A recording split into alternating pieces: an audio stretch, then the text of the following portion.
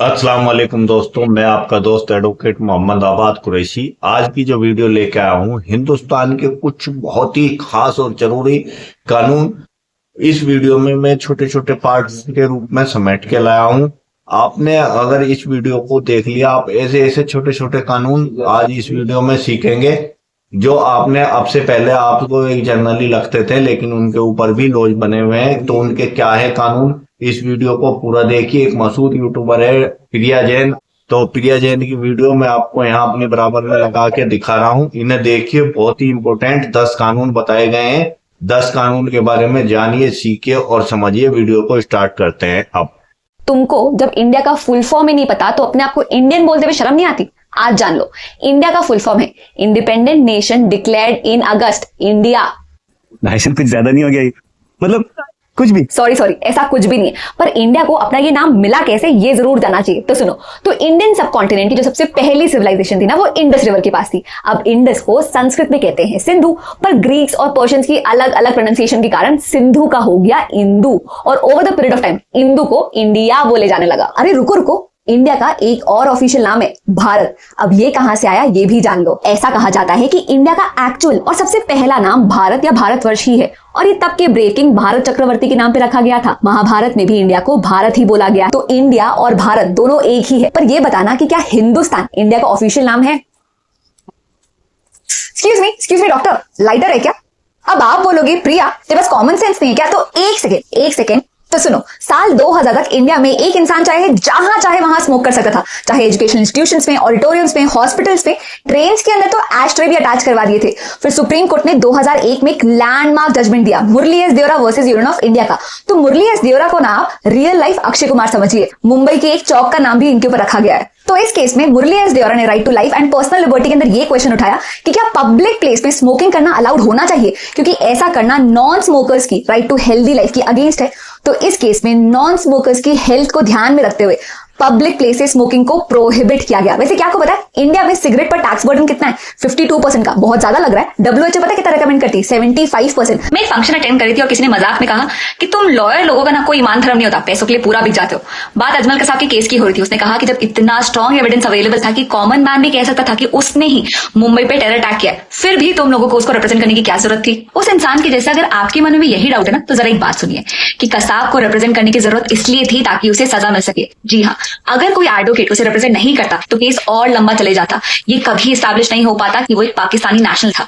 जब भी कोई देश अपना सबसे लोएस्ट पॉइंट टच करता ना, चाहे निर्भया रेप केस हो, मुंबई टेरर अटैक हो या निथारी हत्याकांड हो, और फिर भी वो अपने रूल्स और लॉस फॉलो करता है, तब वो देश एक सिविलाइज स्टेट होने का प्रूफ देता है। और ऐसे में ना बाकी देश वाले भी आप पे उंगली नहीं उठा सकते कि आपने ये ट्रायल ठीक तरीके से नहीं किया। एक एडवोकेट जब अपनी लीगल रिस्पॉन्सिबिलिटी निभा रहा होता है ना, तो वो नेशनलिटी नहीं भूलता। इंडिया कोई नेशनल स्पोर्ट नहीं है। इंडिया का कोई नेशनल स्पोर्ट नहीं है। इंडिया की कोई नेशनल लैंग्वेज नहीं है। इंडिया का कोई फादर ऑफ द नेशन भी नहीं। ये तीनों चीज इंडिया की नहीं है। फादर ऑफ द नेशन तो एमके गांधी नहीं, तो ना इनको टाइटल्स बोलते हैं। जैसे किसी को मन महाराजा बोल दिए, राष्ट्रपति, प्रधानमंत्री, पीएचडी, डॉक्टर, इनको टाइटल्स बोलते हैं। और कॉन्स्टिट्यूशन का आर्टिकल 18 बोलता है आप सिर्फ आर्मी में और एजुकेशन वगैरह की फील्ड में ही आप टाइटल्स दे सकते हो, बाकी किसी नहीं। तो एक 10 साल की बच्ची ने आरटीआई एप्लीकेशन फाइल किया था पता कराने के लिए कि ये फादर ऑफ द नेशन कब, किसने, किसको, कौन से सन में दिया। तो द गवर्नमेंट सेड कि we have not conferred it, but we should always remember कि the contribution of Mahatma Gandhi and let's not bring controversy on the table, जो जिसको designated वैसे है, but it's not a government conferred title. Lawyer, barrister, advocate क्या होते हैं term? Mahatma Gandhi कौन थे और मैं कौन? चलिए जानते हैं।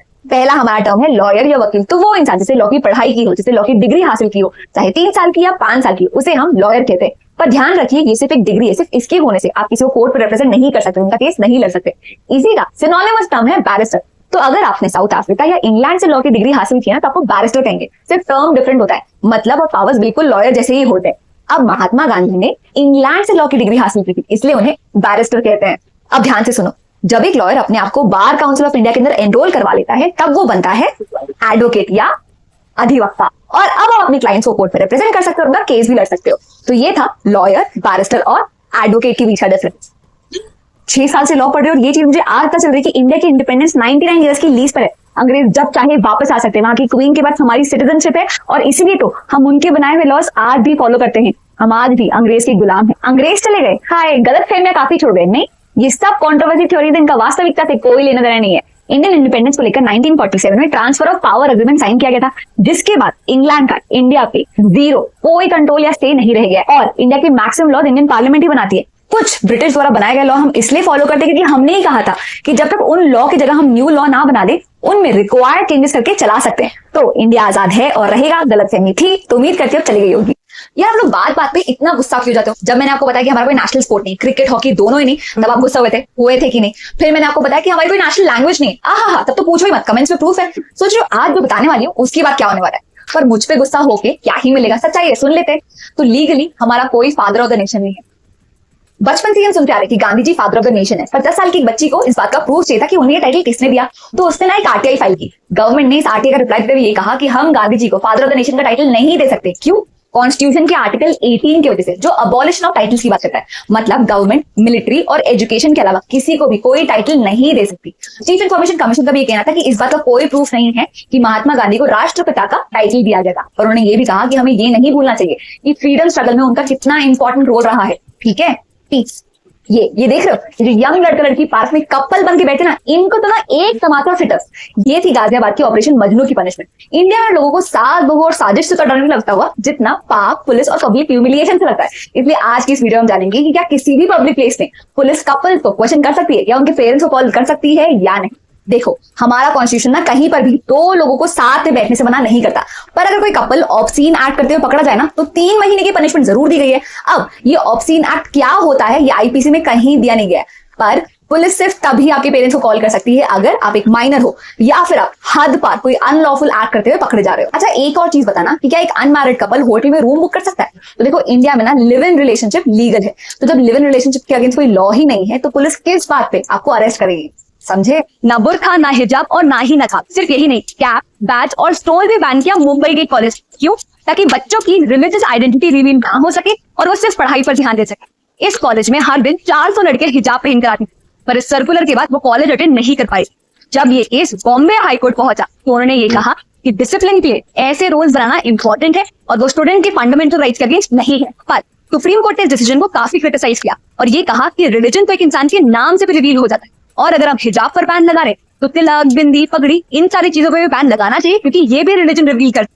साथ ही भी ये कहा कि एजुकेशन इंस्टीट्यूशंस अपनी चॉइसेस स्टूडेंट पे नहीं थोप सकते, उनके पास फ्रीडम होनी चाहिए ये डिसाइड करने की कि उन्हें क्या पहनना है और क्या नहीं पहनना है। बॉम्बे हाई कोर्ट और सुप्रीम कोर्ट दोनों में से किसकी थिंकिंग आपको ज्यादा बेटर लगी? ताना जरा देख। तो मेरी बात सुन, अगर तू अपनी गाड़ी में प्रेस या एडवोकेट का स्टिकर लगा लेना, फिर तो बस कोई चालान नहीं, किसी का बापूजी भी तुझे नहीं रोक पाएगा। कभी कभी तो मैं ये सोचती हूँ अपने 5 साल के लॉ कोर्स में मैंने क्या ही सीखा। देखो, इतनी इंपॉर्टेंट इन्फॉर्मेशन मुझे नहीं पता थी क्योंकि ऐसा कुछ है ही नहीं। इंडिया में बहुत सारे लोग प्रेस, डॉक्टर और एडवोकेट के स्टिकर का मिसयूज करते हैं। बहुत सारे लोगों को तो ये गलत फहमी कि बस एक एडवोकेट का स्टिकर लगा लेने से वो सारे रूल्स, ट्रैफिक रूल्स भी तोड़ सकते हैं और उन्हें कोई नहीं पकड़ सकता। बट सो सॉरी, ऐसा कुछ भी नहीं। तो एडवोकेट का स्टिकर लगाना कोई पावर प्ले नहीं है, बल्कि ये स्टिकर इसलिए लगाए जाते हैं ताकि कोर्ट के बाहर लॉयर्स और जजेस को पार्किंग मिलने में कन्वीनियंस हो और उन्हें बार बार अपना आईडी कार्ड ना दिखाना पड़े। एक और काम की बात बताऊं, मोटर व्हीकल एक्ट ये क्लियरली कहता है कि ऐसा कोई भी स्टिकर जो रिलीजन, कास्ट, करियर या पॉलिटिकल अफिलिएशन डिस्प्ले करे वो इलीगल है। तो भैया पहली फुर्सत में निकाल लो।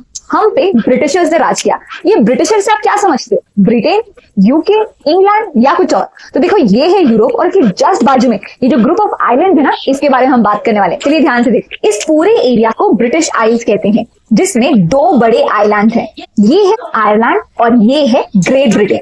आयरलैंड में है 2 कंट्रीज, नॉर्दर्न आयरलैंड और रिपब्लिक ऑफ आयरलैंड। वहीं ग्रेट ब्रिटेन में है 3 कंट्रीज, इंग्लैंड, स्कॉटलैंड और वेल्स। और ये ही है जिन्होंने इंडिया को रूल किया था।